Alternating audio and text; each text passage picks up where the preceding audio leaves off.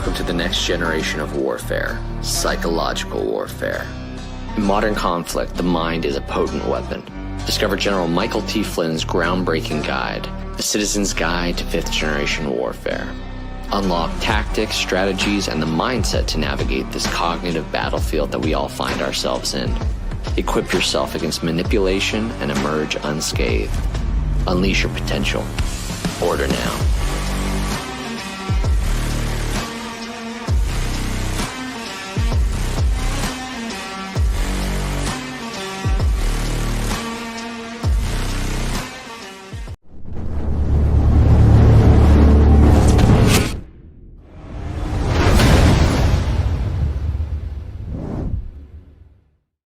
How's it going, everybody? Welcome back to the AlphaWarrior Show. I am your host, Alpha. It is January 6th, 2026. So if I haven't seen you since last year, Merry Christmas, Happy New Year. This year's obviously gone off to a pretty accelerated start.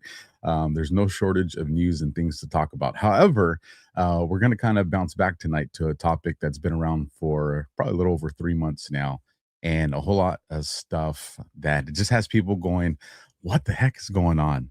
Have a guest with me tonight that I've been looking very forward to this conversation. I'm talking about Gary Melton over there from Paramount Tactical. If you've been active on X, you've probably seen the posts that he's been doing out there to help people be focused on the truth, or at least the direction of truth, and not kind of get sucked in to, rumors and psychological operations, which we'll be talking about tonight. So if you don't get what I'm saying, and if you haven't seen some of the past episodes, I'm talking about the Candace, Owens, whatever you want to call it, debacle. You guys have seen my position on it.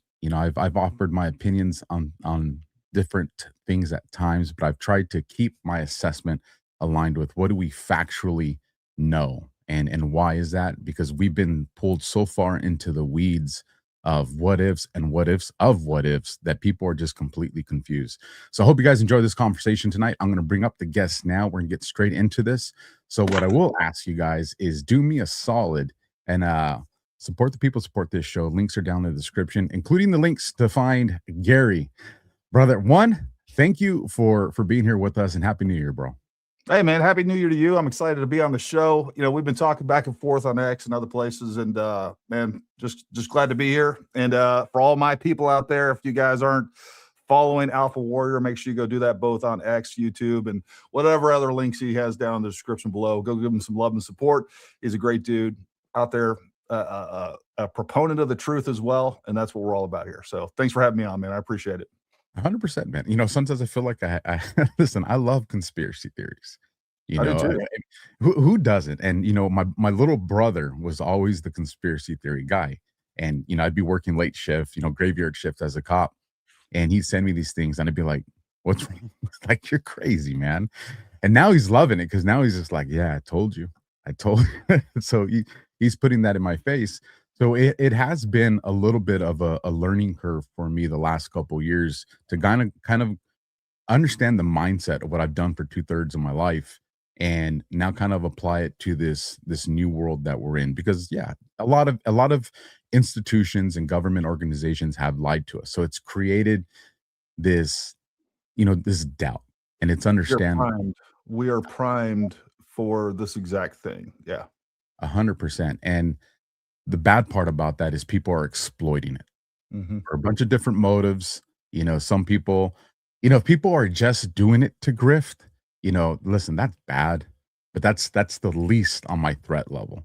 Agreed. It's the people that have a motive that's a little bit more nefarious, and we'll get into that. But let's kind of just, for the people that are kind of new to the show, whether it's, watching you or watching me, can you kind of recap us? When did this kind of get your attention, and when did you kind of say, you know what, I'm going to engage in this? It's that moment. If you can kind of remind us of how that unfolded. Yeah. So, well, first of all, again, we're a gun channel. I own a business where we are primarily a firearms training company. We train military, law enforcement, civilians. We sell a lot of firearms. And, then I had a YouTube channel where I reviewed firearms, talked about tactics, gear, normal gun tuber stuff. But I always had a podcast every Wednesday, a live stream where we would talk about politics. And look, I'm a very staunch conservative. I believe in personal liberties. I believe in the Constitution, and I hate to see what's going on with our country. And, look, I served in the military. I was in special operations. I love this country more than anything. It's literally God family country for me. And so to see our country erode in the way that it has just in my lifetime, whatever platform I ever had, whatever resources I ever had, I was going to dedicate to preserving and defending our Constitution. And so, when I'd been following Charlie Kirk for a really long time, huge fan, and constantly consumed his content. Not only did I just really admire him, but also I looked at the way that he was communicating, and I tried to, impart that in what I was doing, and trying to reach as many people as possible. And so he was not only somebody that I admired, but honestly a role model. And the other thing that I always admired about him that I genuinely didn't do as well as I should is, put his faith first and foremost. And look, I've always been a Christian, just not always a very good one. And there was a long time there. It's probably been like 3 or 4 years when Charlie died that we hadn't even attended church. We, were attending the church, and we didn't like it. We were looking for other ones, and then life got busy. Then Charlie was killed, and it felt personal. Given the fact that there were ballistics involved and some of the other things that were going on and everything else, I started covering that. And then it also was a wake up call to me about our faith and how, like, hey, you know what? We need to get our life together. And I hope and I pray that that is still a message that people are hearing. And, we started going to church regularly. My son was just baptized. Well, my son was baptized about a week after Charlie was killed. Like, it was time to get our house in order. And then I was just, look, I don't trust the government either. We saw January 6th, we saw COVID, we saw, time and time again, the election of 2020. Look, there's all kinds of proof that there are conspiracies. And I don't trust the government. And I wanted to know what happened with Charlie Kirk, and I wanted to know what was going on. So I started investigating this as much as I possibly could. Literally the first 3 weeks I didn't sleep. I was making videos, trying to find information. And the first thing that stuck out to me was the fact that we were flooded immediately with all these crazy conspiracies that just didn't even make sense. First, it was like the palm gun. Then it was like a camera gun, an iPhone gun. Then there were flying drones, and, the list goes on and on. And what I first started off doing was just debunking those. Like, look, and I think it's important, if we're looking for the truth, you got to kind of separate the wheat from the chaff. If there is some sort of conspiracy that's pulling people away from what actually happened, I think it's incumbent on us to actually say, hey, look, that's not real, and here's why. And the last thing that I wanted to do during all of that was be controversial. And I wanted to give space to people that believe differently than me. And I invited lots of different people on our show to talk about. And look, I'm not so ego driven that I don't think I can, I'm fallible. I see things from a different perspective. I understand that people can see things that I'm not seeing, and that I personally have blind spots from my own biases and things like that. So I wanted this to be a community effort. I wanted to bring people in on this, but not just this. I wanted it to build this community where we could have people that thought differently, that believed differently, where we could get them in here and we could create this collaborative effort so that we can always hold the government accountable. Different people from different walks of life, different specialties, expertise, experiences, and really analyze this in a objective and really scientific approach to all of this. And what I realized early on is, number one, debunking all this stuff, I started getting attacked crazy down, like, oh, you don't think the palm gun's real? You work for Israel. You're a Fed. Like, what? Like, I don't even know what you're talking about here. So there was weird things going on right off the bat that was trying to get me to be quiet. And then I'd bring these people on, and you realize real quick that they're whatever they believe is now a religion to them, and they're attached to it. And it's like, if you challenge them on anything, they may be cordial with you during that podcast or whatever you got going on, and then immediately when they get off, they're going to attack you and start calling you a fet. I'm like, I was completely taken aback by this. I didn't understand my operational environment, to say the least, which is a soft imperative. You got to understand your operational environment, and I didn't. So then I said, well, to me, just the most logical next step in this investigation is to go down to UVU and actually see this for myself and see what's going on, and to retrace Tyler Robinson's steps. So I spent a lot of money, took time off, went down to UVU. And then my other objective while I was there was we were going to, map this out. I have a friend that he flies surveying drones. So he did 3D mapping of the facility. So we went there to do that. And I got to see firsthand everything that there is to see about UVU. I was shocked at a lot of different things. I think one of the biggest things that came up was the fact that it was so much smaller than I realized. And it also, on the ground, I realized real quick, like some of these theories of like the Bush shooter, in the video, it looks like everything's so far apart. Man, everything's like 3 times closer than you realize. And being on the ground, seeing that on the ground truth, and comparing that to what people are saying of like, oh, there could have been a shooter over there could have been a shooter over here.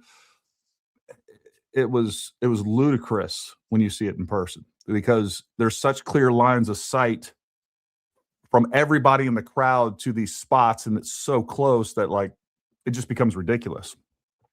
But what I wanted to do was I wanted to do a 3D mapping of that facility, and then create a 3D model of it, which we did at great expense. I saw CJ Carenti on there. I spent the money on the survey. I handed that over to CJ Carenti, because what we didn't have was the 3D mock-up of Charlie Kirk, the tent, all the other security apparatus that were there, the bike racks. And so we needed somebody to build that. And that is not easy to do. It's not cheap to do, and it's hard to get right. And CJ Carenti, he has a company that does that type of stuff. He had multiple engineers working on this for weeks to get everything right. I mean, we did like, I don't know, there's probably at least 10 different versions that I know of before we, kept going through and like, oh, this is a little bit off. This is a little bit off. Long story short, we got that done. Then we released that to everybody, free, public, so that people can see, you know what, I think there's a shooter over here, and you can put a person there. You can see the exact view, and you'll see real quick that there's no line of sight there, or it's not possible, or whatever it is, or maybe it is possible. There was like 2 other positions that we found that was even completely plausible. I don't think that anyone was there. Even those had some issues. But again, you can go on my X account right now and you can download that. We have a Blender version and we have a Rhino 8 version of that. You better have a pretty robust computer, because it does take a lot of horsepower to run that model. But with that being said, we gave that option to everybody. And, the more I investigated this, just the more pushback that I got. And then somewhere in there, the charging documents came out. So the first thing I did was read through these and actually see what evidence they had.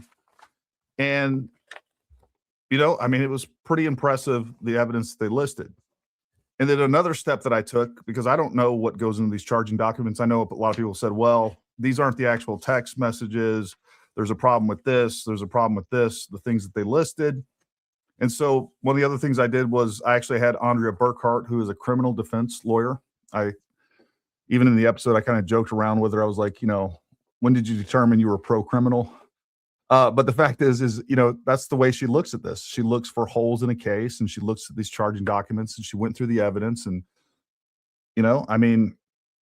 what she said was, number one, very informative, very educational. If you guys haven't watched that video, I definitely suggest that you go watch that, regardless of where you are on this.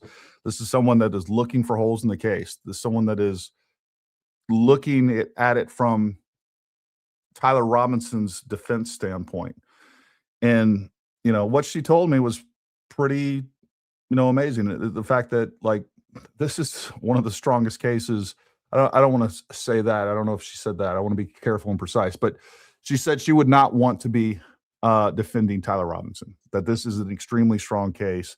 And she talked about the fact that, look, this isn't the evidence that's in this document. This is a list of the evidence.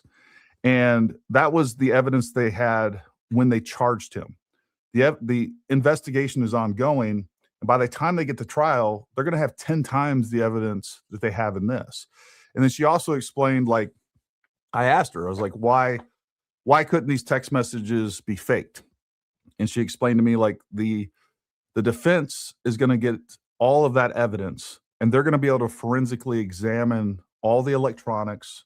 They're going to be able to forensically examine and get their own ballistic people to look at the firearm and the weapon and the DNA evidence.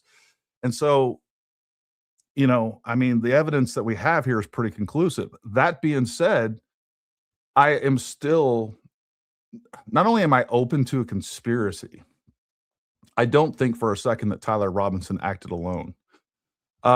I don't know that the state of Utah or the FBI has ever said that explicitly. Maybe they have, maybe they haven't. I know that keeps getting pushed around. I've never seen anybody say that.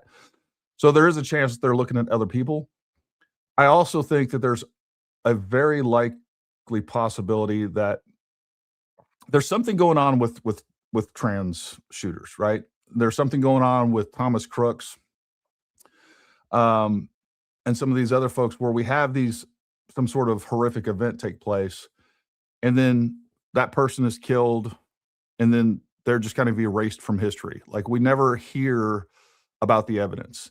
And I will be the first to say, look, I understand the limitations of the information that the FBI and the Utah authorities can give us, given how strict Utah is with evidence and what they share with the public. And of course, they have a death trial, a death penalty case coming forward. So they have to be careful what they release.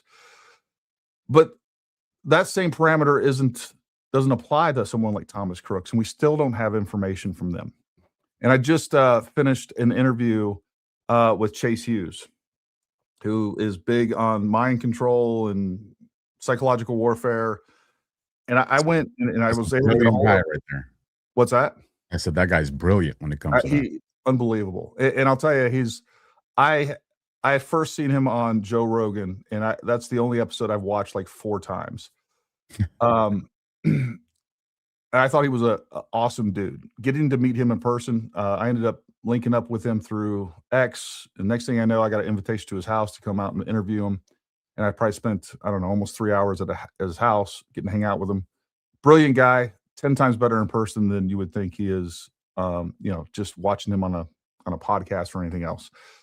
And the information that he told me about how easy it would be to profile these people online, identify who is suggestible, and then be able to radicalize, weaponize, and then direct them at a target. What he told me scared the shit out of me and was profound. So, and I'll be releasing that interview. I was literally back there editing it all day yesterday, and I'll get it out soon.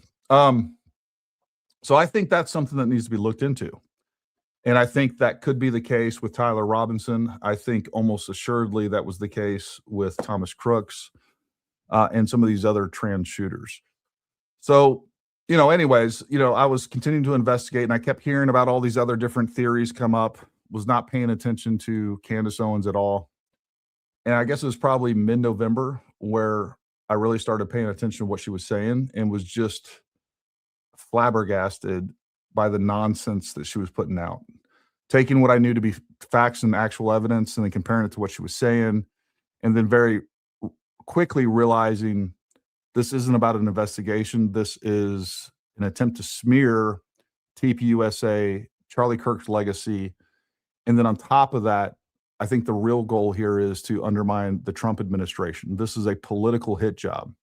I still haven't determined whether or not, well, going back to your intro, I think there are lots of different bad actors that would be motivated to hijack and or capitalize and exploit the things that she is saying. And I think that's definitely happening. And the more we dig into this, when we look at what's happening with bots, when we look at what's happening with social media, I think there's a very clear, concerted, engineered effort to boost her signal and to suppress opposition voices on this. And I think this is almost all politically driven. This is to stop the conservative movement.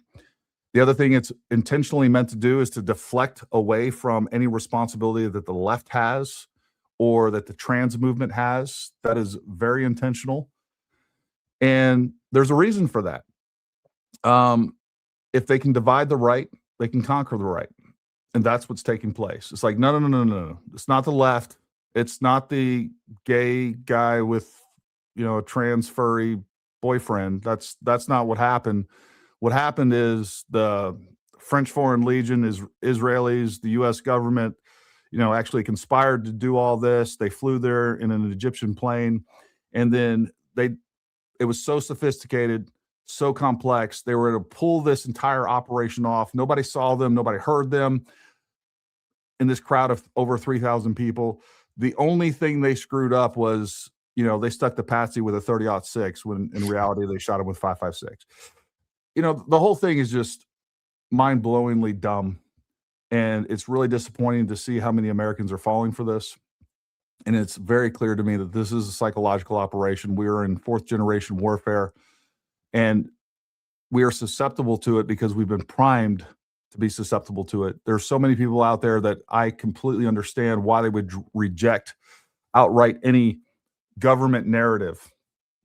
But at the same time, we need to understand that, yes, the government lies to us. There are government conspiracies, but guess what? Social media and other bad actors lie to us much harder, much more often, and are working harder to deceive you than even any sort of government agency possibly could. And by the way, I'm not excluding the idea that we don't have some sort of deep state part of the CIA or other intelligence agencies that were behind radicalizing, recruiting, and weaponizing Tyler Robinson. I think those are real possibilities. But, I just think it's ridiculous that the French Foreign Legion did it, that Erica Kirk was involved in it, that, they were planning this thing down at Fort Huachuca at a conventional forces military installation that's tasked and directed to assist with border patrol operations, that, the son of the Zodiac killer just happened to stumble upon this secret meeting. Like, I don't even know where to begin with all this, but well, first, that's where we're at, Alpha. Well, first, I'll say this, Gary, is one, I absolutely agree with you on one of the motives here, being that it's definitely a political hit job. Absolutely. And to the points that you were making right now, I've talked about this on a couple different podcasts. If you go all the way back to 2016 to bring President Trump into the conversation, what was one of the first things he did during his campaigning was he identified media as fake news. And he repeated that word. And especially if you've had a conversation with Chase, the repetition of certain verbiage is important. Whether it's the good guys doing it, the bad guys doing it, or people that don't know any better, using repeat words is important. And when Trump kept saying fake news, what was he doing? He was trying to delegitimize this institution that we have seen as the authority of information. Sure. And that's important. At the same time, when you do that and people start to subscribe to that idea, yeah, they're always lying to us. Well, it also creates this vacuum of now where do people turn for that information? And there's a lot of different paths people can go with that. But it gave life to alt media and the citizen journalists and, podcasters, Substacks, social media influencers. All these people start to engage in this. And so what I always tell people is if you believe that, and I do believe that there's a deep state, whatever people want to call them, globalists, elite, the bad guys, right? There are bad guys that are out there. Well, these bad guys are not just going to say, you know what, Trump, he cat's out of the bag. We lied with the media. I guess we lost that one. No, what are they going to do? They are going to rebrand that way. And they're going to put their people into these new areas where people are turning to. They're going to put them into the Substacks. They're going to put them on social media. They're going to put them on podcasts, and they're going to try to re-engage and get back control of that. And we've seen this fight just going on for the last couple of years. And when I look at this, and for those, this is the first time you're seeing me, and I did law enforcement for about 14 years, made it to detectives, worked gangs, did undercover work, worked homicides, wrote search warrants. did all the fun stuff and the boring stuff. But all that is what I always tell people, we're secretaries with a gun, right? And, all of our training is for, that 2-3% of the time that you might have to deploy, some type of use of force. Outside of that, you're a storyteller. You're getting people's stories, and then you facilitate that story to the judicial system, and then people will decide who's good, who's bad, or nothing happened. And in all that, what you learn is patterns. There's always patterns to everything. There's a pattern to the truth. There's a pattern to lies. There's a pattern to truth mixed with lies. And it doesn't, I'll tell you what, Gary, it doesn't matter if it's a man, a woman, outside of people that have formal training, they always fall into these same patterns. And maybe that goes down to like human behavior psychology. And so when I see these things start to unfold on social media, I pick up on it real quick. I see the red flag and I'm like, okay, let's see where this goes. And so when I started to see the path Candace was going, I was like, if you're in pursuit of the truth and you're saying you're doing it from an investigative standpoint, well, one of the basic fundamentals that you're going to do is you're going to start off with the actual facts, what everybody knows. And you're going to run that fact all the way until there's just nothing left. And you've either solidified it as legitimate or said, no, there's different routes that we can go from this. And then once you've exhausted all the facts, well, then you move into the realm of theory, because then it's a little more harder, more complicated. And we're seeing, Candace, and I call them the Candace simps, that are working, backwards and sideways from this. And instead of pursuing, Occam's razor, the simplest explanation of what's going on, it's like you said, we got Egyptian planes and, somehow the Macrones are involved in all this. And it's like, do you realize that you're actually popping smoke for, if you believe, and I do believe that, like you, that there's more to this, whether it's, MK Ultra or, some type of event. I do believe there's probably more to this story that's being told. Yeah. Well, you're providing cover for those people by going on these wild rants. Yeah, and I think that's intentional. I think look, what we have, and we've seen it, is this militant, especially trans Tifa type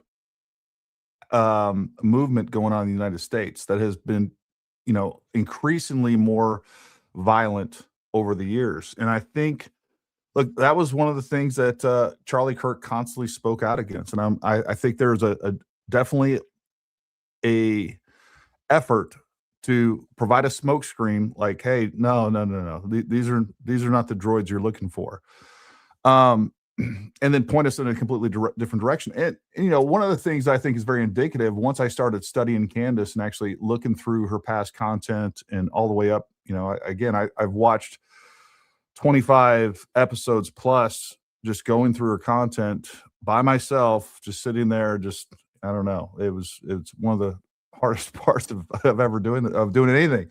It was terrible, but I knew it was important to do, to really understand what she was saying, to understand her timeline, so I could stop listening to people say, oh, well, you didn't listen to the entire show. Like, I could tell you could listen to 10 minutes of it and it just gets worse and worse.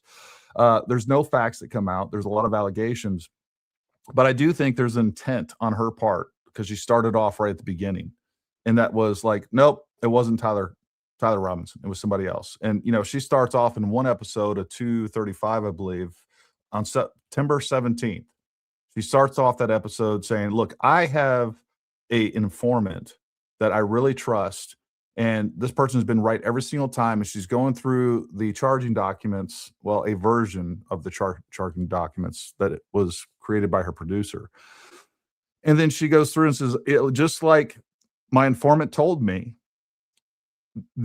my source told me it was the mother that identified Tyler Robinson, and then told the father, and then they basically said, hey, you know what, this is our son. They start calling him, and that leads to him turning himself in. She confirmed the narrative, the Fed slop, in the charging documents with her own trusted source. 12 days later, on another episode, she completely flips the script. She's like, hey, that narrative where the mother identified him, the father identified him, like that the media was pushing. No, it wasn't that at all. It was the friend of the family that identified this guy and convinced the Robinsons to turn their son in, because if not, SWAT's going to come kicking in the door. So we completely change the narrative.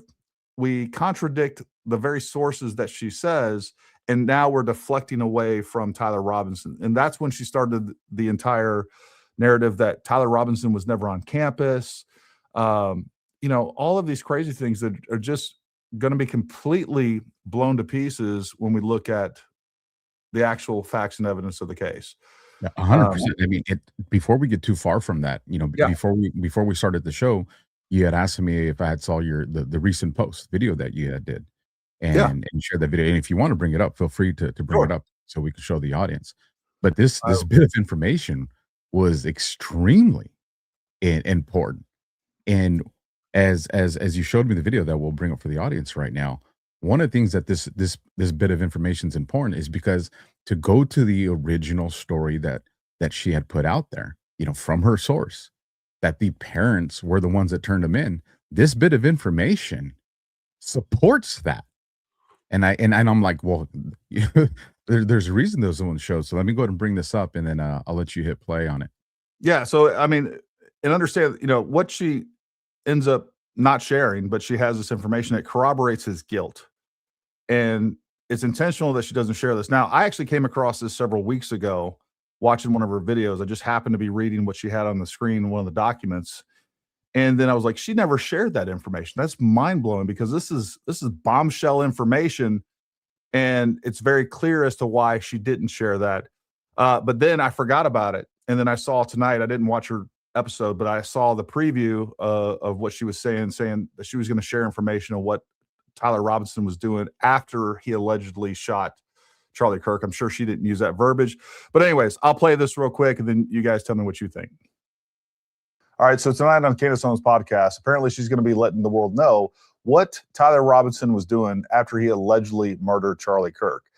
Well, that's great, but she's at least known since September 17th, a bit of information that she was given by a very trusted source, and she never shared it with anybody. Let's take a look at this clip. I have a source, and everything the source has told me that has happened when we were lied to publicly has proven to be correct. So I am very inclined to believe this source on a couple of other things. And when I speak also to Lance's family, they are confirming what this source is telling me. And then we are told, as my source initially told me, that it was the mother who recognized Tyler, and she phones him up.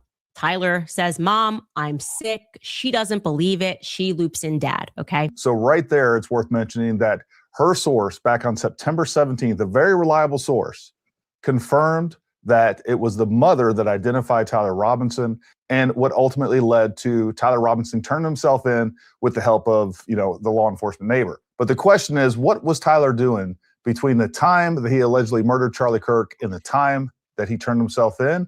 Well, let's take a look at this document and this tidbit of information that was provided to her by her trusted source that she never shared with anybody, that is quite frankly a bombshell.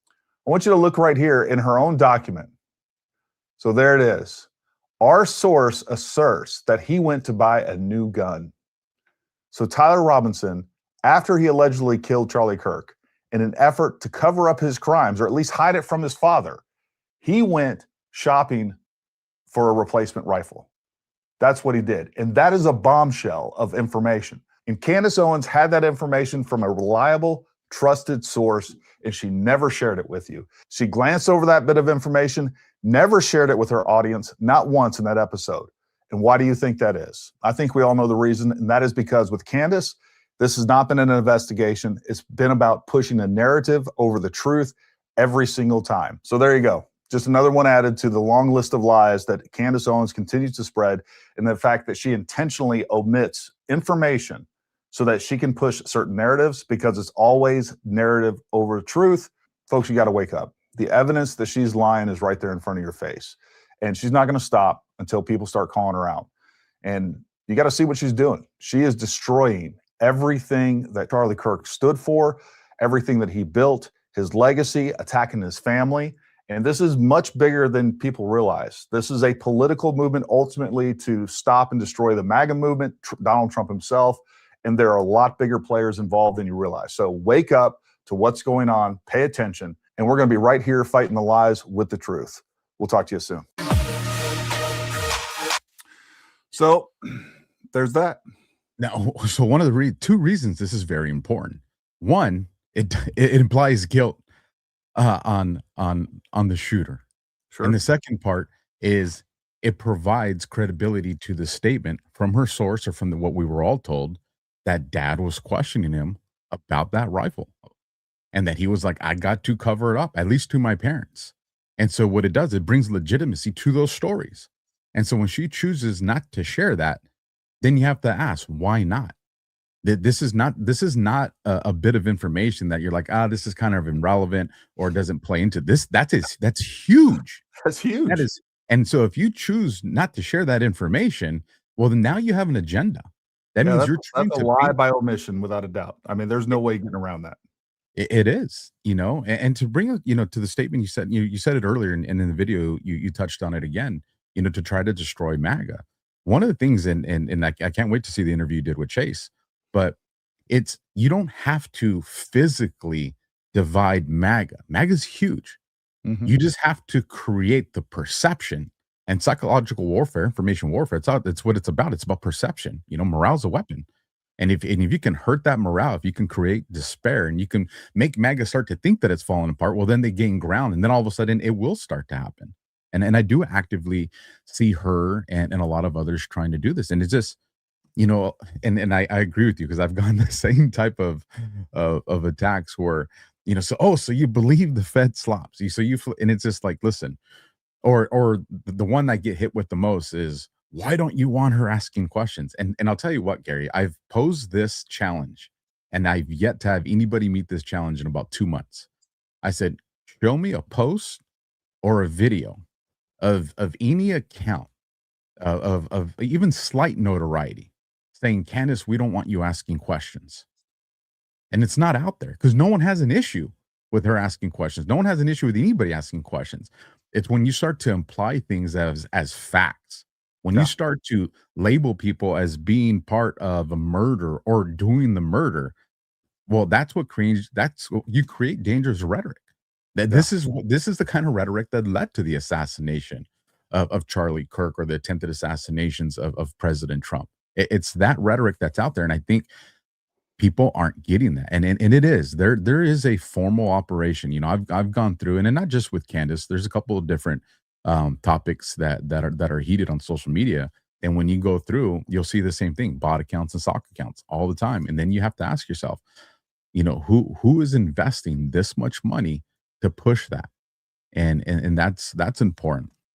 So yeah, you start to see those trends that I think are obvious. Again, being in special operations, we did participate in psychological warfare. We did participate in running sources and understanding intel networks, and seeing how all of this works, and counter psychological operations, and seeing how all of those things work. And when you see this repeated phraseology time and time again, of whether it's people that are Candace, pro Candace, or opponents of Candace, you see the same things being said over and over again. It's like, and then you see when new ones come up, and next thing I know, I'm looking down the comments, and now we've kind of switched gears just a little bit, and there's this new type of attack that's coming, and it becomes obvious. And then when you look at how coordinated this was from the beginning, when you look at how Candace Owens, and then she has all of these other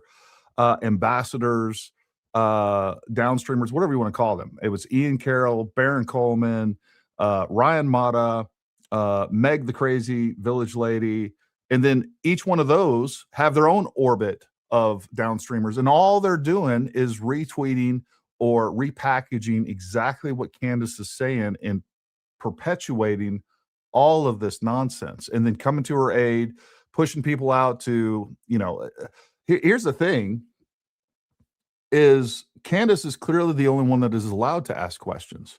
Because if you ask questions of Candace, if you ask proof from Candace, suddenly you come under attack. And that's what I saw right off the beginning. I was like trying to approach this very, inquisitive, very kind, being diplomatic with all this stuff.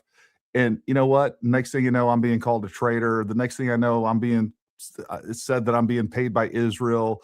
that, you know, I'm paid by TPUSA because I went on their program one time and now have a contact with Andrew and ask him questions from time to time if I need clarity.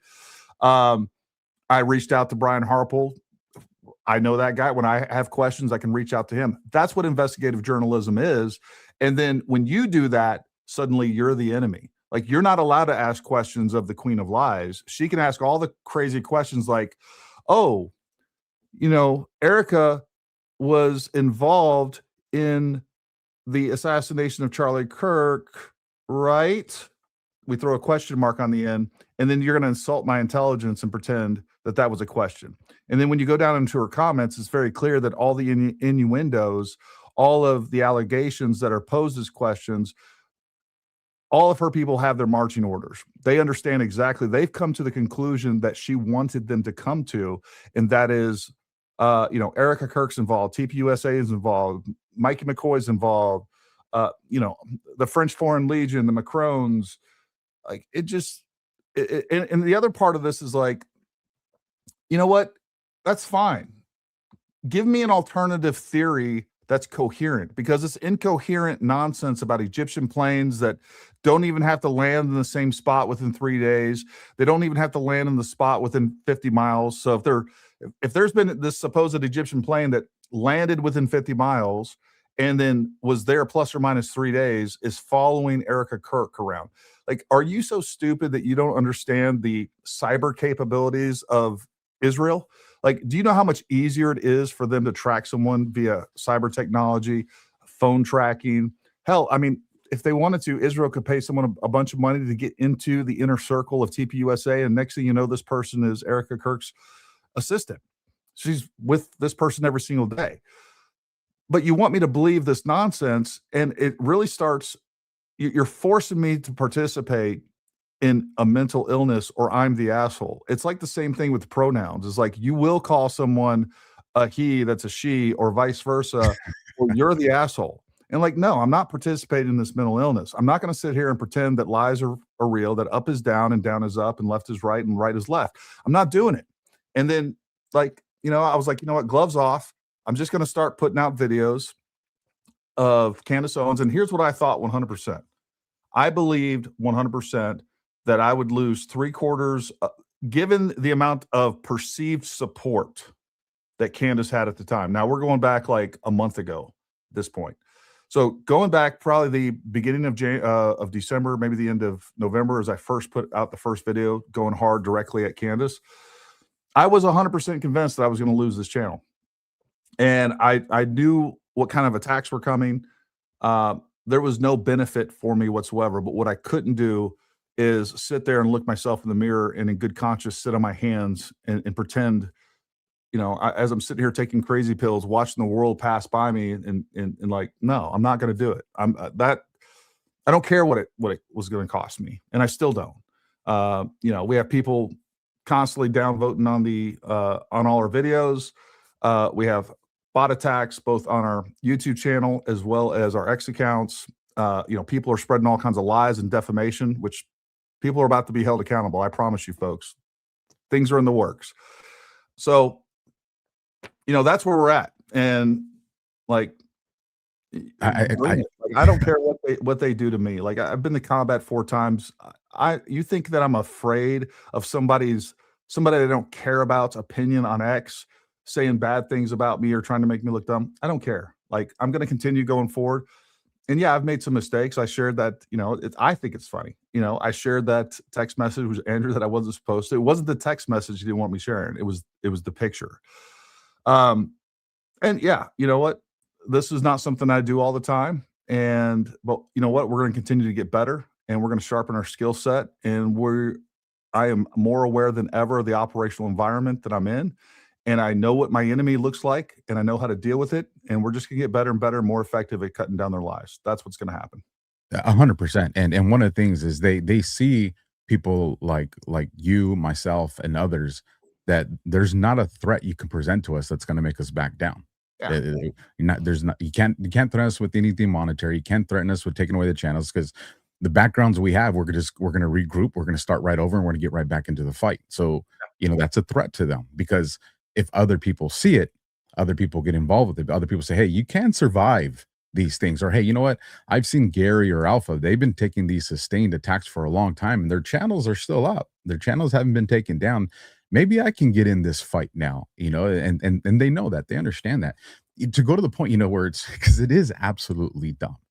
In one breath, the Candace operation is talking about all these sophisticated entities that are involved that have budgets that none of us can even imagine. Yeah. And then I'm supposed to believe that they're going to get somebody with the street level gang experience to orchestrate this entire thing and make all these type of mistakes. It's like you can't have both. You got to commit to one of these theories, because if you try to commit to everything, then it's just like you said, it's messy, it's foggy, it doesn't make sense, and everybody just gets confused. Well, I started to go down this, and then I got lost in another tangent. But the other thing too is, like, if you're going to tell me Tyler Robinson didn't do it, fine. Present me another coherent alternative. Like, who shot him? Where were they? Tell me the mechanics of what took place. Like, that has never been addressed. It's just like, nope, it wasn't Tyler Robinson. It was Egyptian planes, French Foreign Legion, National Guard, people in maroon shirts, honeybees. Like, give me something to believe in. And the part of that is the reason that she's smart enough not to do that, or her handlers are smart enough not to let her do that, is because once you commit to something, people can pick that apart. But you can't pick apart a nebulous fog of bullshit. Like, you can kind of chew at it around the edges, but they're not going to commit to anything specific, because that gives you a specific target, or at least even a specific thing to discuss and have dialogue on. It's like, okay, Candace, you think that the shooter was over on this building. Well, there's not a line of sight there, or they would have been easily seen, or, whatever it is. That's what's going on here. And I'm there with you. And here's the thing. One of the things that I've seen that they have completely exploited, they've taken advantage of, is this is still an active investigation. That's according to Kash Patel's own words. Yeah. And it's this, well, they haven't told us this and they haven't told us that. Can you go back and show me any active murder or assassination where they're coming out and giving you play-by-play the information that's coming in? I can tell you guys right now, from someone who's worked homicides, active homicides, where we got one suspect in custody and we still got another suspect that's outstanding. We don't put out all the information that we know. And there is a strategic reason why we don't. Everybody, what do you always see? Call the FBI tip line, call, whatever agency's tip line. Well, when these tips come in, we have to be able to make an assessment of which ones are just wild, people that are just, calling in nonsense, or people that will share information that we know is accurate in the investigation, but we haven't put it out public. Yeah. So when someone calls in and they provide a tip, and that tip's tied to information, and we know it's not gone public, we know, okay, this is potentially credible here. We know to reach out to this person and to start investigating this lead or this information that we have. So when she comes out, or any of these Sims come out and say, well, why aren't they telling this? And why? Because that's just not the way a homicide investigation works. Because at the end of the day, that's what this is. It's a homicide investigation. Yeah. Very high profile one at that. Absolutely. This is a case where any mistake has the potential of, you get a hung jury, or get prosecutorial misconduct. There's a lot of our system, unfortunately, so we don't, find innocent people guilty, has made it to where, innocent mistakes can make a guilty person walk free.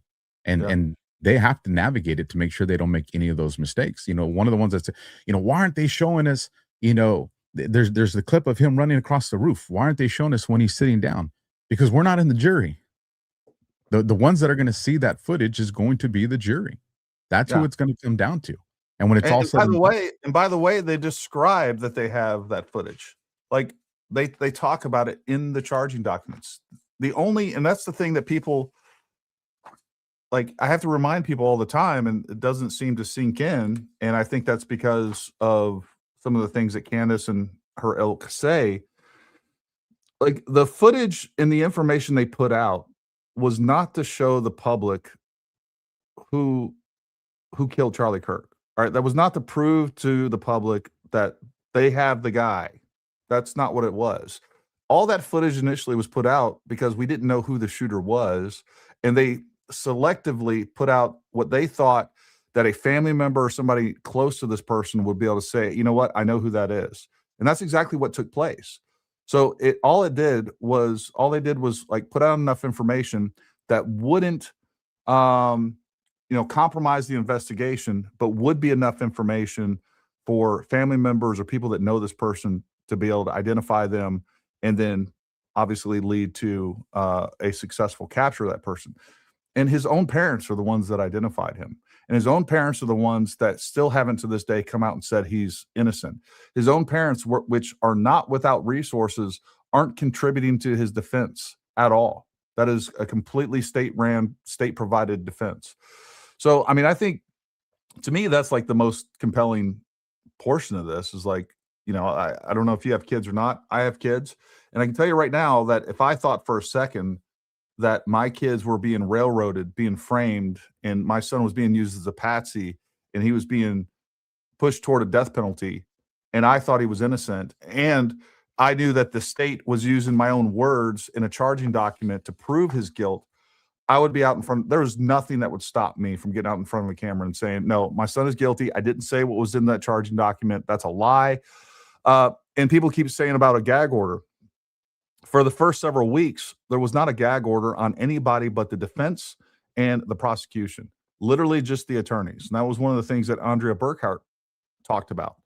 And I asked that question, like, you think that maybe the parents aren't speaking out because of a gag order? And at the time, there was no gag order. And it had been several weeks after he'd been charged and all of that.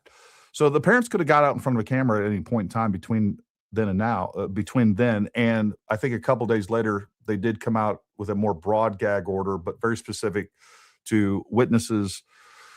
So, that's the facts of this case, and people want to pretend otherwise. That's fine, but they're being tricked, and they need to realize it. And the last thing I'll say on this is that, to me, this is a case study and a wake-up call of not allowing this BS to get out ahead of us, right? I thought, as did TPUSA, and I think this was especially on their part, TPUSA and other people that are being dragged into this and are being accused by Candace Owens, they thought that they could just sit back and this would all play out and it wouldn't gain traction because it was so ridiculous, as did I at first.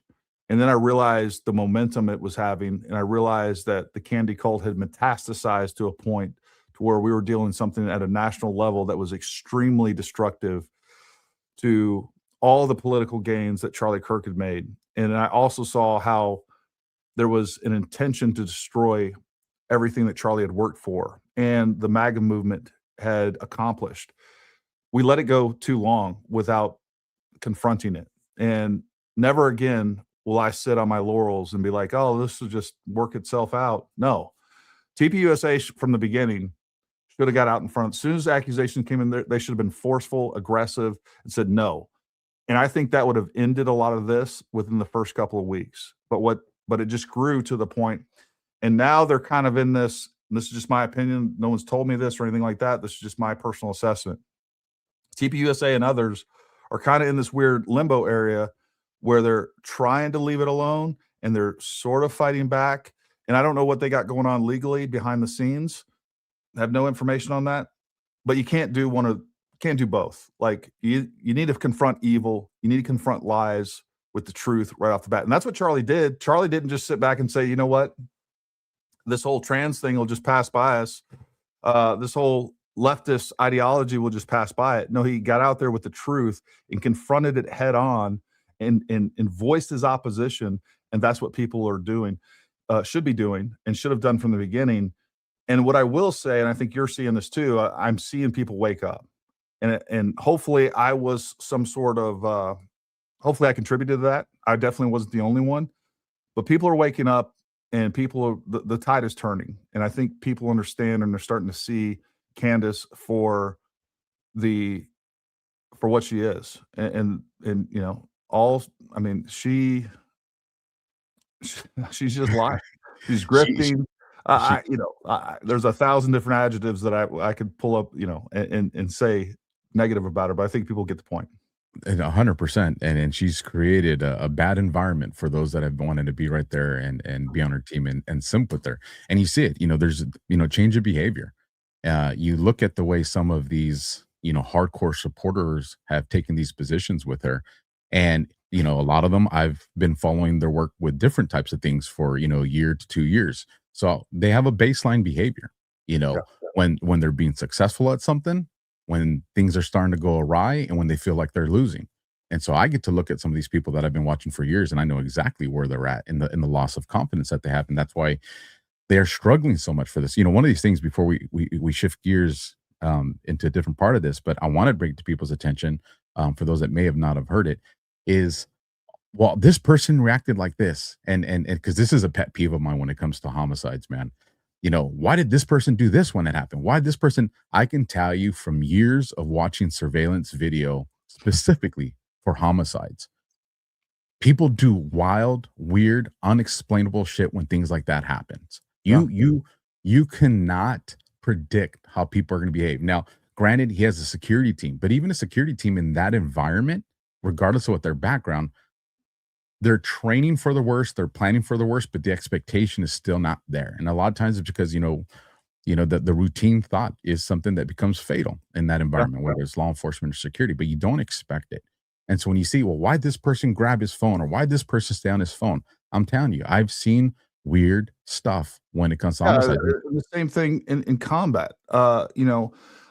Whether it's even trained operators that are new, that have never, their first firefight or IED or whatever it is, it's like, dude, you've been through some of the most intense training ever, and I was shocked at how you reacted to that. It wasn't, and most of these things are self-correcting as you get more experience, and it's like, same thing, you get complacent, it's like, yeah, I did all this training, I know I'm coming to combat, and then weird things happen, and physiologically, you're not actually mentally and emotionally prepared to handle what's in front of you. And I've also seen this with civilians in combat environments, like bombs going off and they're just standing there looking around, not knowing what to do. You can tell there's nothing, the lights are on, but nobody's home. And then people just do weird things under stress and traumatic incidents. And for people to sit back and say, oh, well, I would have done this, like, you're just being a hero in your own mind. You don't know what the F you would do, because you never experienced that, especially when it just comes out of broad daylight. Like, 1 minute we're having a grand old time, and the next minute something crazy is taking place that you weren't mentally, emotionally, and psychologically prepared to handle. And now you're going to sit there and judge that person for, they didn't get down, they didn't run to Charlie, they didn't do this, they covered their ears, it looks like they're talking to somebody on the phone. And the other part of that is, like, so much of that was debunked when Candace Owens met with Erica. And she, again, just kind of glances over it, like, yeah, I actually saw all of Mikey McCoy's call logs, and what he said was basically true.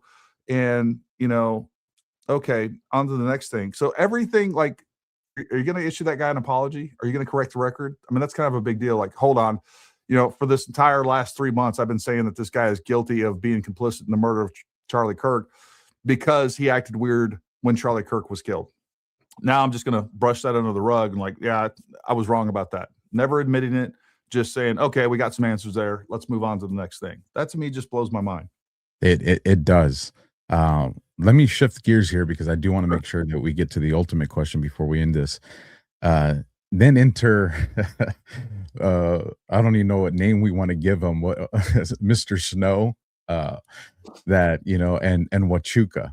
And this one has just been absolute comedy for me to watch and listen to, especially as it's just there. So just kind of give me the back of the book summary version on what the heck's going on with this Huachuca and Snow.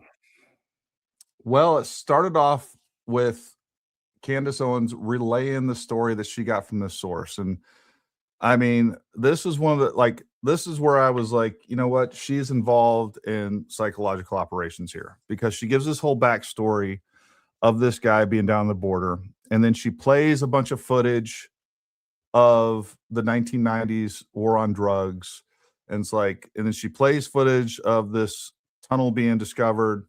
And you could tell this was very engineered. And by the way, the whole story was laid out in the oh God, I'm trying to think of the warrior's journey, right? Or the hero's journey. And it dawned on me because she said, here we have Harry, the protagonist. I was like, what? Wait a second. That's weird. That's weird that you would reference Harry as a protagonist.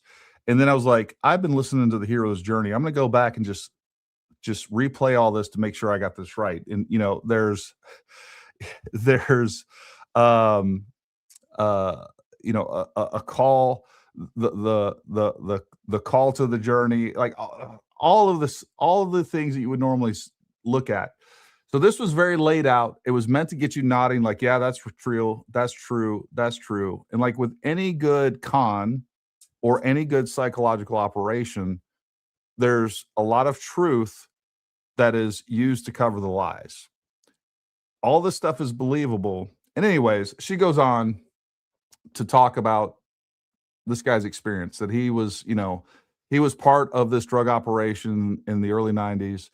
And then his commander handed over all his information to the drug cartels. Next thing you know, he's claiming that he needs to go under witness protection.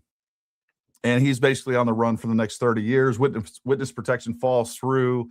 He's actually not in witness protection. He has to change his name. Come to find out, he didn't change his name until 2010, long after he was out of the military. And he changed his name when he got married.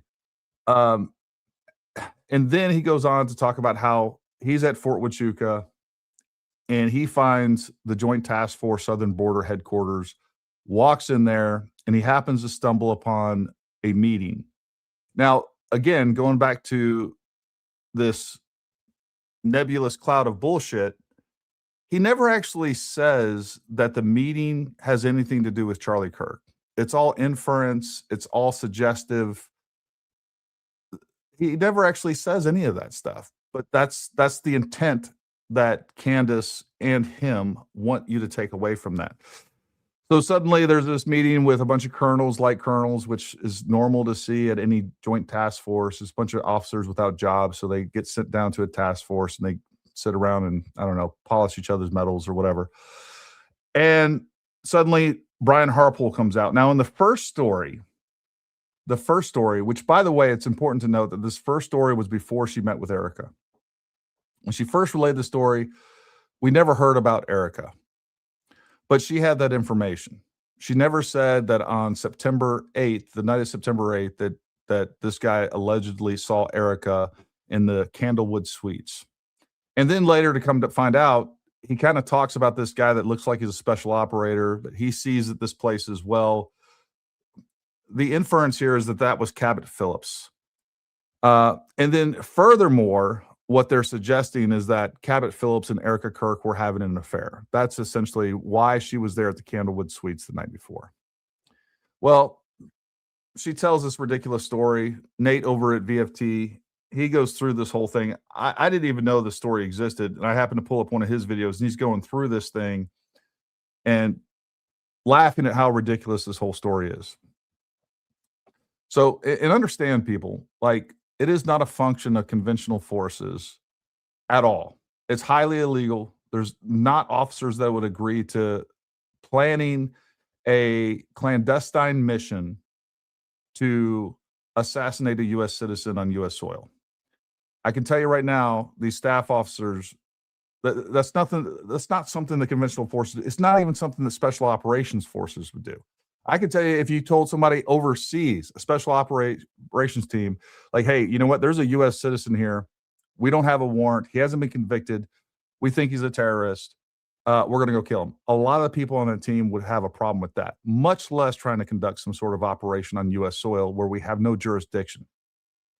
Now, do I think that there are, the cracks, the crevices of the blackest of intelligence, the CIA, deep state that would agree and possibly would take something like that on? Yeah, but they wouldn't be planning it at Fort Huachuca in an unsecure area where some goofy civilian comes in and stumbles upon this and just happens to see Brian Harpole. He sees Brian Harpole. Understand, this is the 9th of September. He allegedly sees Brian Harpole Congressman Amadei and Cabot Phillips and Erica the night before. And then weeks go by. All right, Charlie Kirk's killed. And now we see this weeks go by.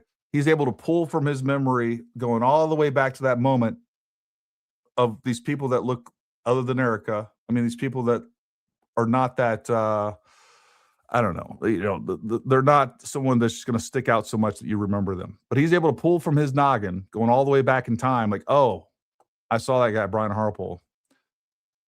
So the whole thing was ridiculous. And then so some time passes, and I actually think that Candace is just going to let this go and understand that she's been conned by this guy. But she can't. She can't. People start criticizing her over this stuff.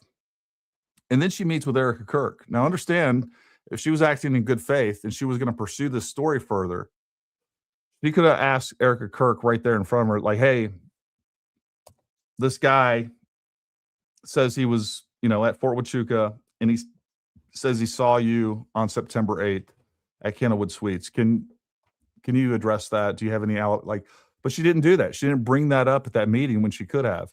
And then about a week and a half later or so, she actually brings Mitchell Snow onto the show, and then he relays the story with additional details of actually seeing Erica Kirk the night before. And, he claims he's a Green Beret. He was a Green Beret. I have never doubted that he was there from the beginning of this. I know how con men work. And they're always going to mix in truth, and they're going to have receipts for being at the place. But that doesn't mean anything. I mean, it's like, again, it's just dumb. Like, for you to sit there and say, oh, well, he was there, so the whole story happened. Again, I've given the analogy before. It's like, if I'm out in the woods and I see Elvis out in the woods, I see Elvis out in the woods, and I take a picture of me out in the woods, I have proof I was in the woods, but I don't have proof of like the material elements of this, which is that I saw Elvis. But because I have a picture of me out in the woods, you are also, to you, that's proof that I saw Elvis. It's the dumbest argument and the most illogical statement I've ever heard. I never doubted that he was at Fort Huachuca. And so, we started investigating this guy. And guess what? I did a background check on him. I saw a bunch of numbers. I started calling him. And to my surprise, somebody answers. I'm like, yeah, is this Mitchell Snow? Yes, he is.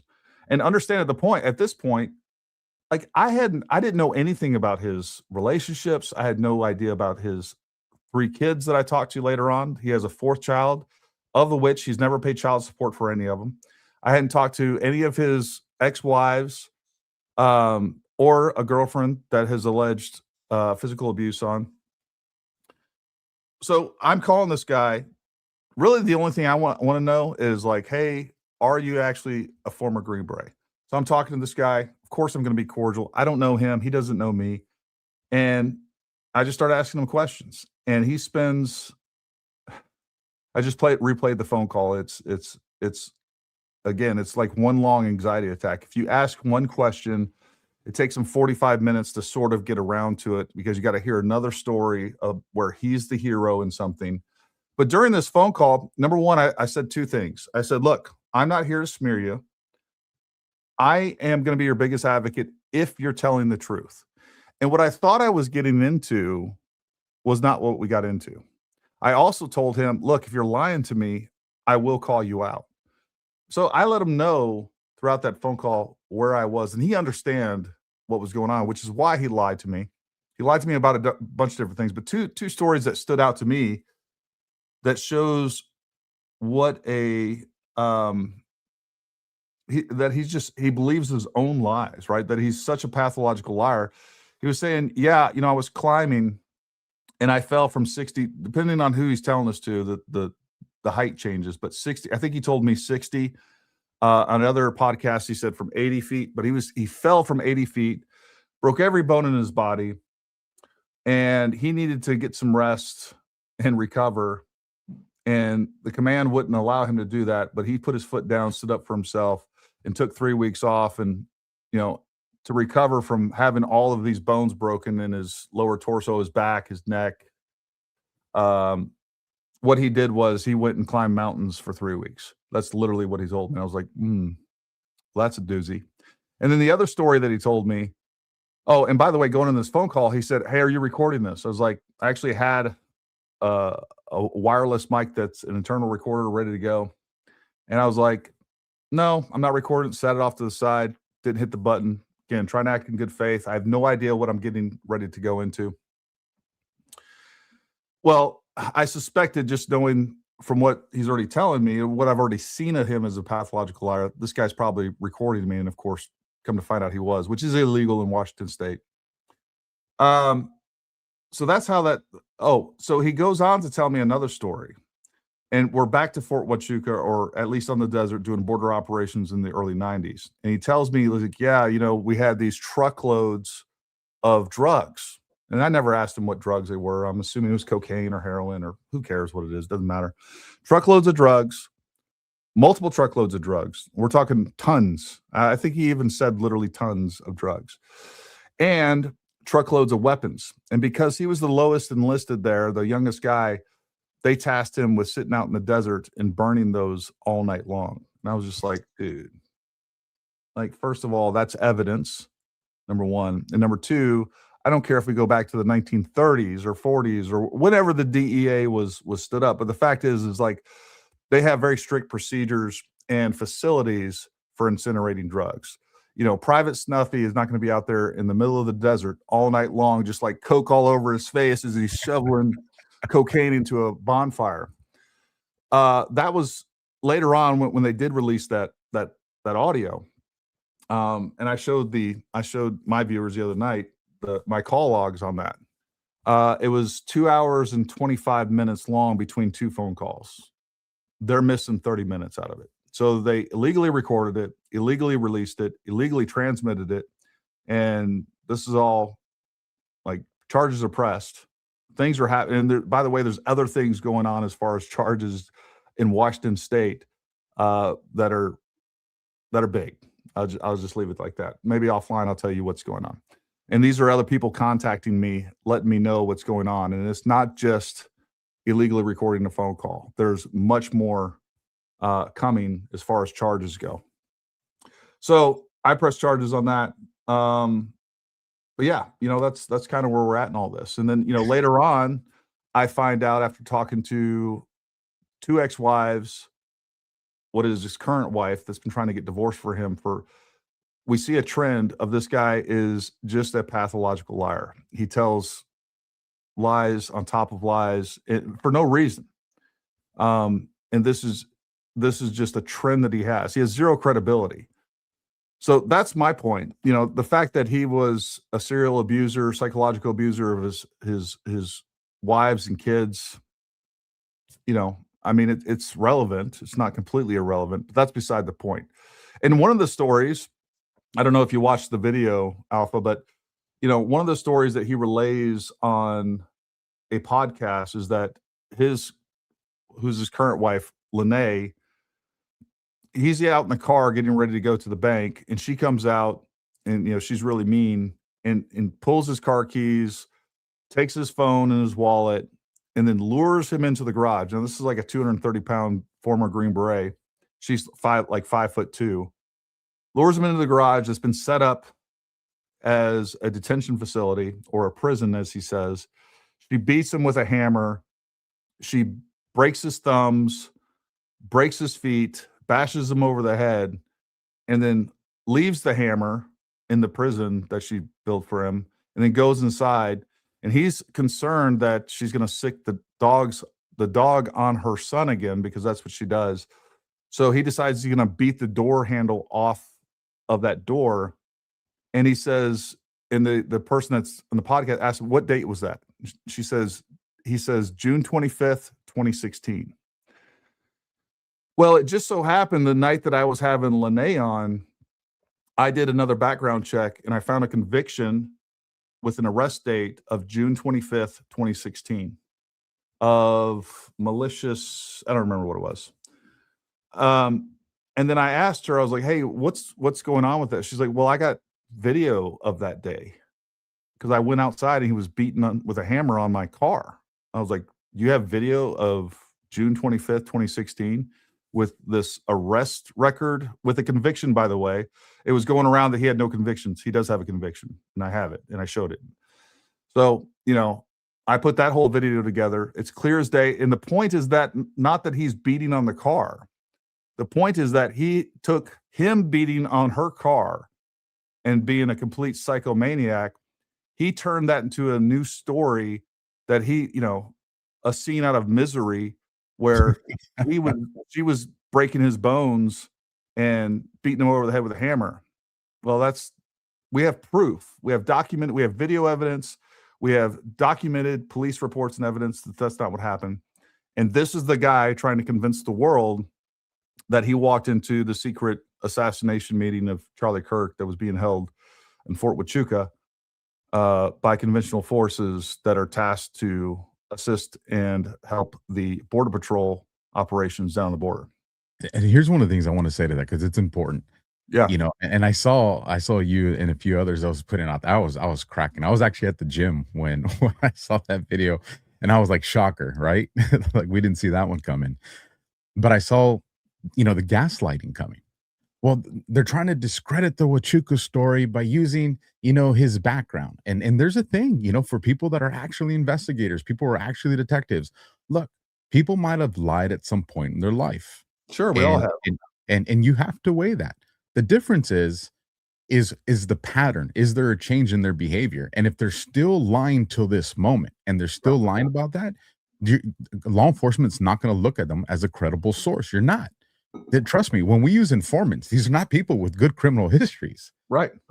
They're people that we've shown a DA, hey, look, here's the information that they've given us in the past. We've been able to corroborate it, because a good defense attorney is going to use their criminal history against them. A good defense attorney is going to show that these people are not reliable. So we have to show. And what you've seen with Snow is that he's still unreliable.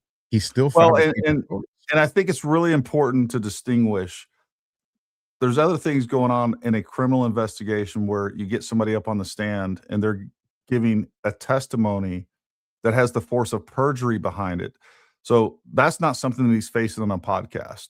Number two, the other thing, and you correct me if I'm wrong, people are not convicted on testimony alone. They have testimony that corroborates actual evidence. And that's the thing that we're lacking. We have zero evidence that any of this took place. We don't have any pictures of Brian Harpole, Erica Kirk, or anything else. All we have is this con man's testimony that is a known pathological liar. His kids don't want anything to do with him. His ex-wives don't want anything to do with him. His mother doesn't want anything to do with him because they were constantly getting conned out of money, constantly being lied to. Well, when people told me, because the first thing, as soon as she said, we're going to present the police report, and people are like, well, there's going to be a police report. So once you see his statement, then the story's true. I said, no, that's not how it works. Right. You show me the entire police report. I'm talking, you show me the teletypes, you show me everything, because guess what? As a police officer, what am I doing? If someone comes up to me and they start telling me a nonsense story, I'm still going to document that in the report. Doesn't mean it's credible. It doesn't mean I believe it. It means I'm going to document their statement. But then in other parts of the report where I provide my opinion, where I provide evidence, that's where I'm going to say, hey, I determined that this was unreliable, that this was an unfounded, allegation. So show me the whole thing. So when you go and you only show one part of a police report, which I got issues even with that. I mean, There were things in there I was just like, if this is a legitimate police report, was this the officer's first day? Because that I don't even see how they would pass report writing in the academy. You're talking about the incident report that came from Fort Huachuca. Yes, that's the one. Yeah. So, so then let me ask you, because obviously it's just the entire, Candace Owens Psyop on all this has just been this on repeat with different stories, and she's happened to anchor herself to Snow with so many others, and ultimately I think that's what's going to destroy them, because people like you and others are doing the hard work to show what's factual and what's not. But the ultimate question is why? And I want to make sure that as we wrap up this conversation tonight, that the audience has this understanding of what is our opinion and what is your opinion of why. And we kind of hinted at it earlier. And who do you think is the actual ultimate person that Candace is trying to hurt in that? And I'll start it off with saying this real quick, is when all this first happened, from the moment that, people started sending me that horrific video of what happened to him, and, just, the background that we have, I shared with people that I'm pretty certain that this is going to be a fatal injury, because it is what it is. But I from knew that when I mo- saw it, there was no walking that off. I mean, he was done. And then immediately following that thought, I did what just I've never been able to abandon, even though I'm not a cop no more. That mindset's still there. Is who would have motive? And the interesting thing that I don't see Candace ever bringing up is, as an investigator, the first thing that I would look at as motive, outside of somebody telling me, hey, he had an immediate fight with this person or this person in immediate time, is who are people that have the same demographic audience that he has, and who would benefit from the absence of that. And there are a couple names of podcasters you could put out there. And in my opinion, Candace would be one of those. She would be one of the ones that could benefit from something like that. As horrific as it may sound, when you're doing an investigation, you separate emotion from the investigation. So you can go and entertain a theory like that and either, find it founded or unfounded. But I've never heard her seeing conversations like that. She'll imply others. And I'm like, you check all the same boxes as some of these people that you're forming that opinion on. So I found that interesting, because this is how I see it. And then you can let me know if you agree or have a different thought, Gary. Is, Charlie Kirk's audience is a group that I think most people would agree on. They're going to be significant in the direction that this country goes. Future politicians, CEOs, presidents, like, they're important to the future of our country. Yeah. And so whoever has influence on that demographic has a lot of influence on the direction that this country goes. And we know Charlie was very pro-Trump, very pro-MAGA, very pro-America. And that ideology, doesn't fit with a lot of people that don't want to see our country go in that direction. And so that kind of expands motive, and that, you do start getting to some of the conspiracies of who can be involved with that. Sure. But at the end of the day, it's, if you can hurt MAGA, and if you can make MAGA think that it's divided, then you do hurt President Trump. And I'm just kind of curious how you can wrap all that up into, your final thoughts of your why and who's she really going after here. Yeah. So first and foremost, you touched on it. Like, Charlie Kirk was an unstoppable political force. And the only way that you were going to stop him was to kill him. Now, I don't have any evidence, it's pure speculation, that there was something behind the motives of Tyler Robinson. It could be as simple as, there's a lot of psychology there, right? Like, why would this guy kill Charlie Kirk? I mean, we could go as simple as, he was now dating a trans person and he wanted to prove his loyalty or whatever else. And then we can go off into the dark side of things, of other motivations. But the fact is that Charlie Kirk was an unstoppable force, as was TPUSA, the most powerful political organization and person in the United States. Single-handedly got Trump elected. Charlie Kirk is attributed, and I think these numbers are conservative, with 2.5 million votes. We beat Kamala Harris by 2.3 million votes. So once you look at that, forget about money. But when you look at power and influence and how Charlie Kirk is going to affect elections for the rest of his life, that's when you start looking at bigger things and saying, you know what, there's a lot of people in power that would like to see him gone. And I think that's what we're looking at. Now, once he's killed, the other thing that I think we need to understand is, like, what our environment was like the first week after his murder. We had the most unified conservative movement ever. People were pissed off that the left clearly killed Charlie Kirk. We had all come to that conclusion. And then right after that, doubt is being sowed by camera guns, holograms. He's not actually dead. Israel, that's what started happening. But I want us to go back to that moment of solidarity. And we were at that point an unmovable force. Everybody was saying, I am Charlie. We are Charlie. And so, we were projected to completely take the midterms, definitely take 2028. And at the same time, I remember the day he was murdered, we already, just like we hear with every mass shooting or every high profile shooting, where people are saying, oh no, this guy wasn't a leftist, he was conservative. Well, that ended up being completely false. And once that narrative was done, then they had to shift blame to other things like, no, yeah, okay, he was a leftist, he was trans Tifa type, he was dating a trans furry dude. To like, this isn't him. He wasn't even on campus.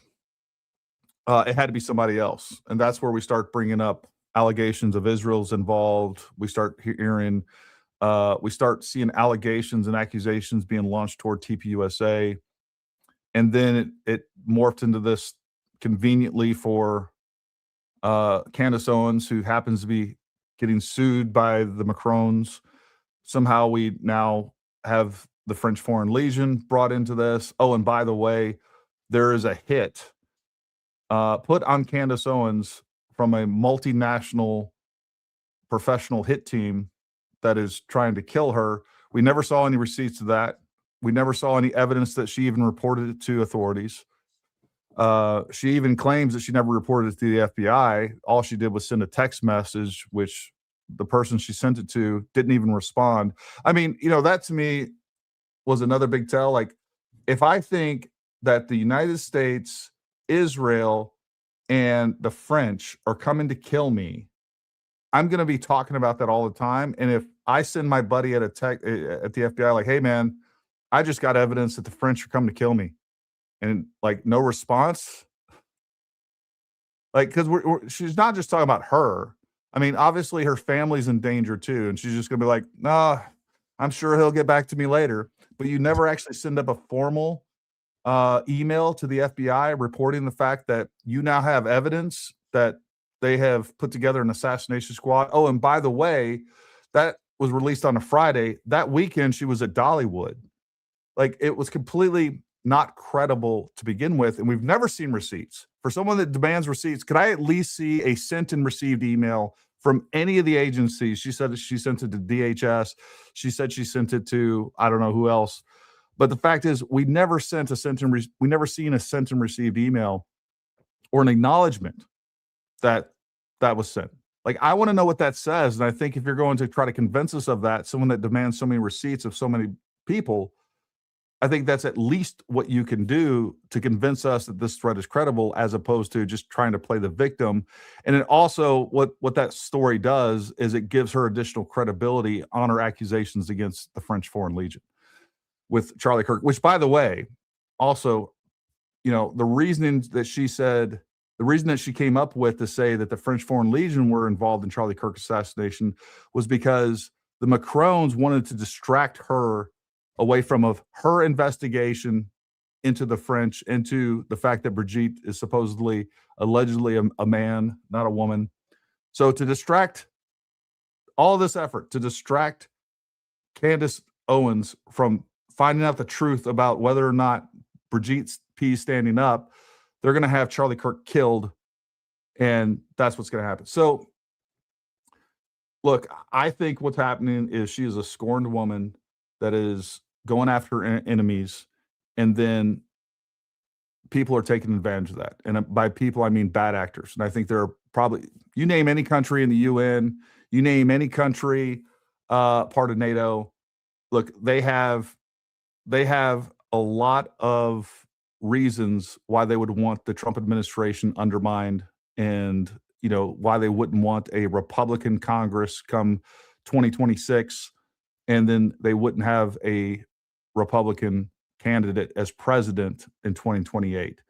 None of them like Trump. We already saw it from the Steele dossier, where the UK has worked hard to help assist with lawfare against Trump and surveillance and everything else. So, I mean, you name it. And then we have the whole George Soros highly funded wing of all these leftist groups that are very capable of doing all these exact same things. They're paying for bots. They're paying for, and then we have Google and all these other tech companies that have a lot of influence on this and actually have a lot of incentive to undermine the Trump presidency and administration as well.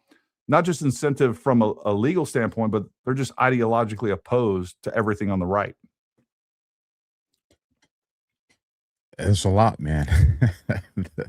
There's a lot, and it's accurate. Let's do this. I see you got some super chats that came in. I want to make sure I give you an opportunity to give those people some love, and then I got a few. And then after that, I want you to let my audience know where they can find you. And then I do have one final question that's completely unrelated to this topic, but I got a Marine buddy of mine that we're constantly arguing, and I think you can be the deciding decision when we get to that. But if you want to go and start firing off your super chats, go for it, man. You'll actually have to do that. I can't put anything up on the screen, so you'll have to go through all the super chats and new members and all that good stuff. All right, here we go. Let me see. I'll be in starred comments.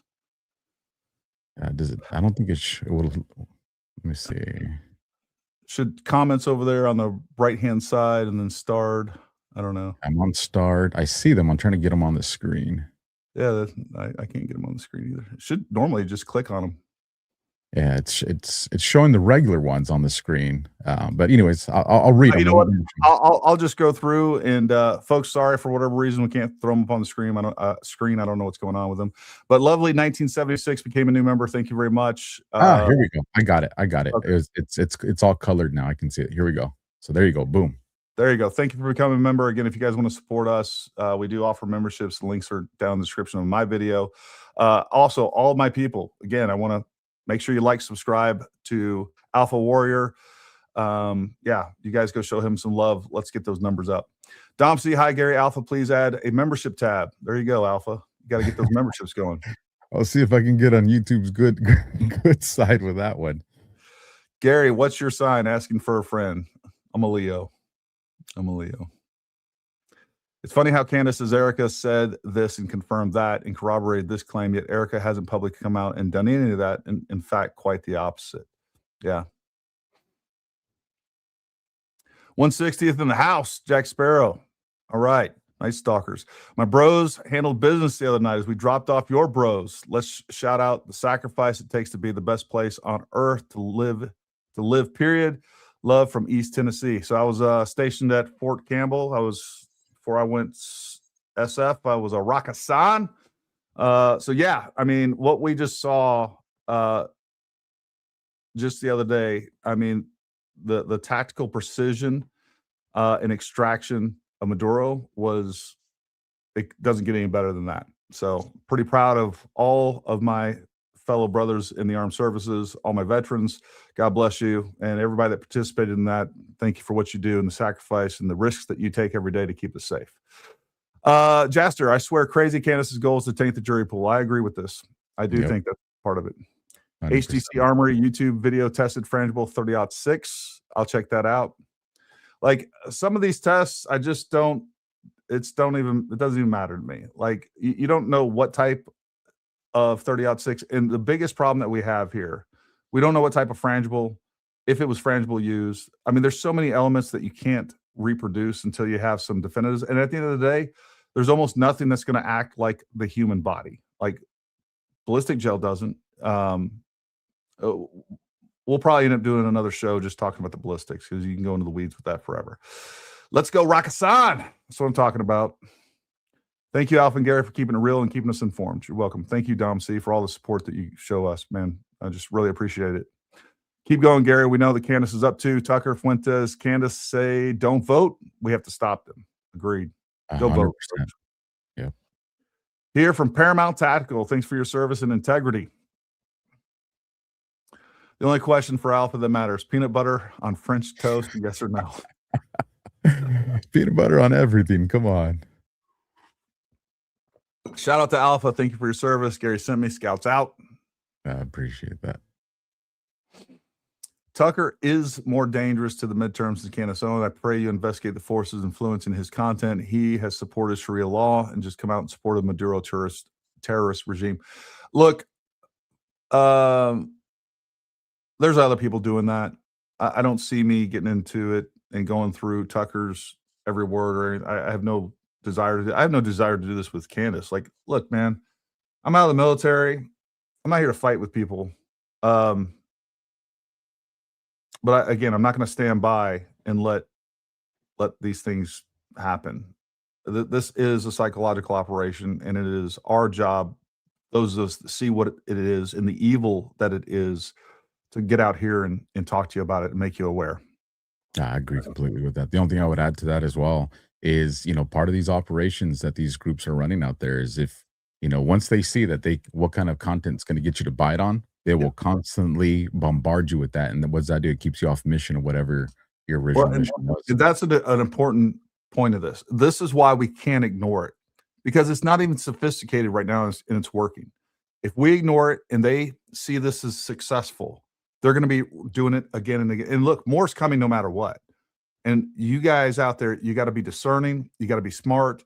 You got to have some cognitive security and understand what's happening. And once we start implementing AI into these types of things, oh my God, the gig is up.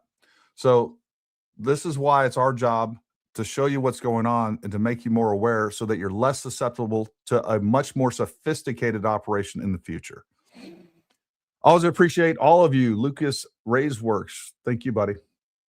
And that wraps up the super chats. Got two quick ones here on Rumble. Let's see. ZBM says, agree on people's judgment on security's reaction to Charlie's death. We can't know how we would act. One of the guys behind Charlie, Frank Tuck, was an 8-year naval man, so his reaction didn't surprise me at all. He reacted like the Secret Service did, like he was trained. Also feel bad for Candace, kind of the poor gal is prego annually. I would start losing it too if I could tell my man I'm done with closing up the shop. So yeah, I hear you on that. So real quick, final question, Gary, and then I want you to let my audience know where they can find you. Marine Buddy, he's also 0311, so 2 grunts. And I'm not going to say who's is which one, because I don't want to give you any bias here. Sure. But if you could only choose from these 2 pistols, nothing else, just these 2 pistols, and you had a SIG P320 and a Glock 17, and your life depends on it, which one you grabbing? Glock 17 all day. Look, we've already seen the problems that 320s have had in the past. Look, Glock, I'm not a big fan of Glocks. I think there are better pistols from a ergonomic standpoint. What you will never see me, if I had to go to combat today, it would most likely be a Glock. Glocks are the AK-47s of pistols. They just work. They're not pretty. They're not super ergonomic. They work. And I've seen them work in the worst conditions possible. Nothing else out there. Look, well, I won't say nothing else out there. Look, I've been rocking the Walther P. Oh God, I'm having a brain fart. Anyways, been rocking some other pistols that I've been really happy with. And I think they're right up there with Glock, but they just don't have the track record that Glock currently has. And I think that pistol is a better pistol, but if I had to go to combat today, just that doesn't have the longevity, doesn't have the track record as long as Glock does. Glock 17 all day. Can't go wrong with it. He's gonna use that shit against me relentlessly. I love SIG. And I've never seen a Glock get dropped or spontaneously fire, which we see with 320s. That's the one he throws in my face all the time. As I understand it, it was a batch that was going out to the military. So that's what SIG will tell you. Hey, look, I'm not my current everyday carry that I've carried for like the last 4 years. I got thousands and thousands of rounds through it. Is a SIG P365 XL. I love that pistol for concealed carry. It has been one of the best pistols. I just recently got the HK-CC9. I think that one's better. That after we do some testing, that may end up replacing the P365 XL, but you're not going to go wrong with the P365 series, period. Great pistols. So SIG does make something good every now and then. Oh, right on. Gary, let my people know, man. Where can they find you? If you got anything up coming up that you can let them know about. Yeah, look, man, you can just Paramount Tactical just about everywhere, whether it's X. I really appreciate the love and support over on X, trying to build up that profile and get more subscribers over there. But YouTube, Paramount Tactical. If you want to support us in other ways, you can go to our website, ParamountTactical.com, where we do offer training and other things out there. So you can look over some of the services and products that we carry and sell. And yeah, you can go check out all of our videos. There's a bunch of links down in the description if you want to become part of our newsletter. We appreciate that. If you want to become a member, we appreciate that. So that's who we are. That's what we do. That's where you can find us. Right on. God bless, brother. Semper Fi. Folks, in about 15 minutes, you catch me over there on Badlands. If you like conspiracies, go check out DEFCON. We definitely tap into the conspiracy world over there. You guys, good night. God bless. And I'll catch you guys in the next one.